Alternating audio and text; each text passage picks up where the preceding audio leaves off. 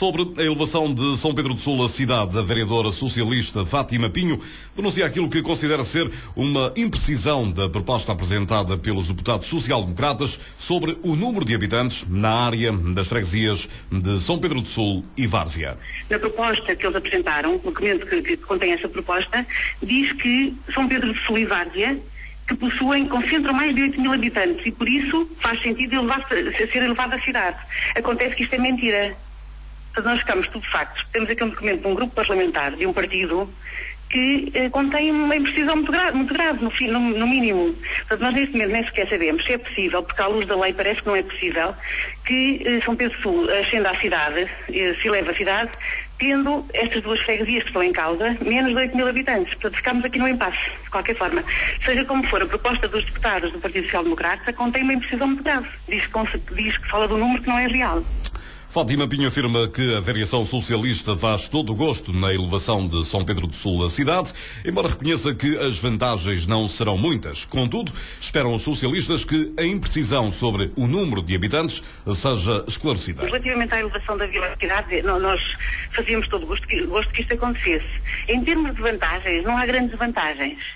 Não há muitas vantagens. As vantagens são mínimas. Tem a ver com financiamentos, com um ou financiamentos do eixo 2. De resto, não há grandes vantagens.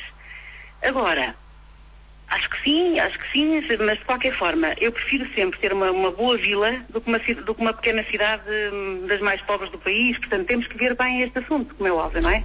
A lei diz que é preciso 8 mil habitantes.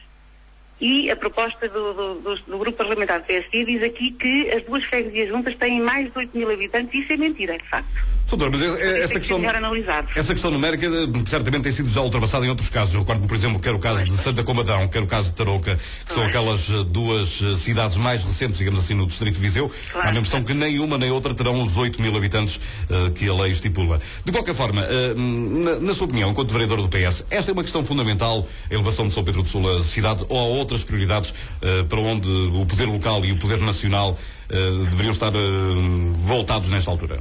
Eu penso que neste momento não é uma questão muito importante, não é uma questão central, obviamente que não. De qualquer forma, se houver algumas vantagens, vale sempre a pena, não é?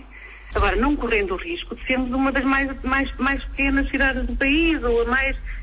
O argumento da vereadora socialista é contrariado pelo presidente do município, António Carlos Figueiredo, salienta que habitantes são não só aqueles que residem permanentemente, mas também aqueles que aqui fixam residência por períodos curtos de tempo. Não seria necessário esses 8 mil eleitores, em primeiro lugar.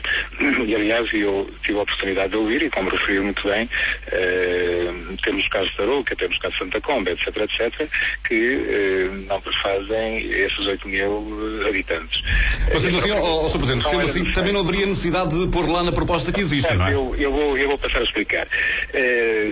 Feita a ponderação, porque não era necessário, e se fosse necessário, nós tínhamos colocado outras freguesias, aliás, Santa Comba é o concelho todo, Tarouca é o concelho todo, e Tondela tem, e Mangual tem uma série de freguesias rurais.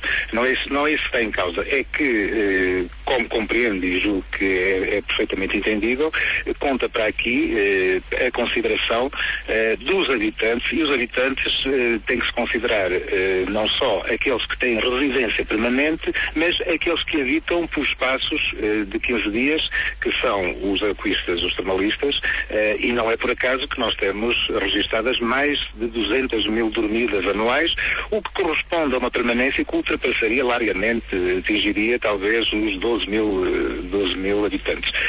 O que é certo é que a impermanência poderá não atingir os 8 mil, e eu ponho minhas dúvidas, porque nós só eleitores vão acima dos 5 mil, ou andarão próximo de 5 mil, e são eleitores, mas depois temos que ver todos aqueles que habitam, por um lado, que não são eleitores, e por outro lado, os menores até aos 18 anos, que, forçosamente, não são eleitores.